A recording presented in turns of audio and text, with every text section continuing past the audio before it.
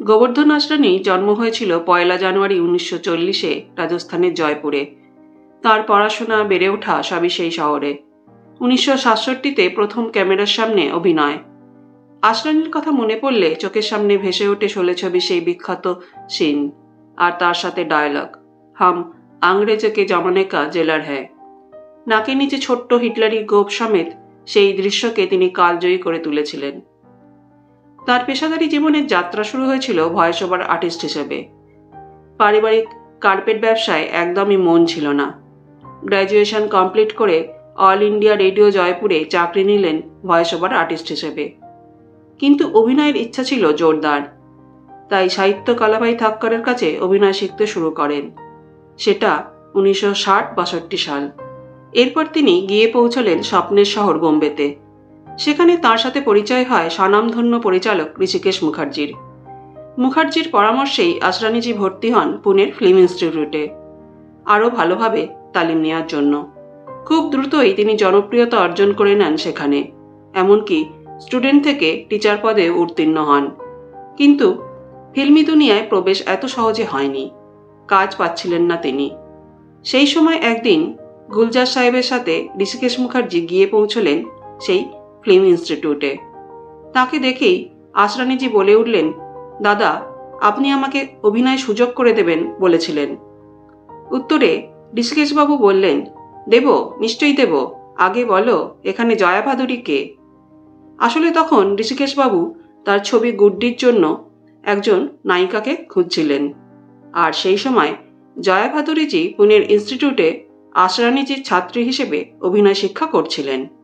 তো সেদিন ঋষিকেশ মুখার্জি খুঁজে পেয়েছিলেন তার কাঙ্ক্ষিত নায়িকা গুড্ডিকে, আর আসরানীজিও একটা ছোট্ট রোলে চান্স পেয়েছিলেন ঋষিকেশ মুখার্জির গুড্ডি ছবিতে অভিনয় করার জন্য। তার রোলটা ছিল এরকম: এক ব্যক্তি হিরো হবার আশা নিয়ে আসে মুম্বাইতে, কিন্তু জুনিয়র আর্টিস্ট হিসেবেই রয়ে যায়। আসরানীজির জীবনের সাথেও বেশ খানিকটা মিল হয়ে যায় এই রোলের, যদিও আসরানীজি পরবর্তীতে কমেডিয়ান হিসেবে নিজের যোগ্যতা প্রমাণ করেছিলেন এবং দর্শকদের কাছ থেকেও সম্মান আদায় করে নিয়েছিলেন। ঋষিকেশ মুখার্জির সাথেও তার সম্পর্কে শুরু হয়েছিল গুড্ডি থেকে। এরপর 1979 পর্যন্ত সব ছবিতেই পরিচালক তাকে কোনো না কোনো রোলে অভিনয়ের সুযোগ করে দিয়েছিলেন। শুধু তাই নয়, পরিচালক ঋষিকেশ মুখার্জি আসরানীজিকে নিজের ছেলের মতোই ভালোবাসতেন। যাই হোক, ফিরে আসি আসরানীজির অভিনয় জীবনে। গুড্ডির আগেই তিনি অভিনয় করেছিলেন ছবিতে। তার ফার্স্ট ব্রেক ছিল 1967-র হারে কাজ কি চুড়িয়া ছবিটি। এই বছরই একটি গুজরাটি ছবিতে তিনি হিরোর ভূমিকায় অভিনয় করেছিলেন। 1967 থেকে 1969 এই 2 বছরের মধ্যে বেশ কিছু গুজরাটি ছবিতে তিনি অভিনয় করেছিলেন। 1971-এর মেরে আপনি ছবিটি ছিল গুলজার সাহেবের প্রথম পরিচালনা। জাতীয় পুরস্কারপ্রাপ্ত বাংলা ছবি আপনজনের হিন্দি রিমেক ছিল এটি। বাংলা ভার্সানটির পরিচালক ছিলেন আরেক বিখ্যাত পরিচালক তপন সিনহা। হিন্দি ভার্সান মেরে আপনিতে সাপোর্টিং রোলে অভিনয় করেন আসরানীজি। এই ছবিতে অভিনয়ের দ্বারাই সবার নজরে আসতে শুরু করেন তিনি। এরপর থেকেই হিন্দি ছবিতে প্রধান কমেডিয়ান হিসেবে নিয়মিত কাজ পেতে থাকেন তিনি। 1974 এবং 1977-এ বেস্ট কমেডিয়ান হিসেবে ফিল্মফেয়ার জেতেন যথাক্রমে আজ কি তাজা খবর এবং বালিকা বধূর জন্য। সুপারস্টার রাজেশ খান্নার সাথে বন্ধুত্বের সম্পর্ক ছিল তার। বাবরচির সেটে তাদের পরিচয়। নামাখারামে আস্তে আস্তে সেই পরিচয় গিয়ে পৌঁছয় গাঢ় বন্ধুত্বে। এরপর থেকে রাজেশ খান্নাজি প্রডিউসার ডিরেক্টরদের কাছে অনুরোধ রাখতেন যেন তার ছবিতে আসরানীজিকে অবশ্যই কমেডিয়ান রোল দেওয়া হয়। 1972 থেকে 1991-এর মধ্যে আসরানীজি 25টা ফিল্মে রাজেশ খান্নার সাথে একই ছবিতে অভিনয় করেছেন।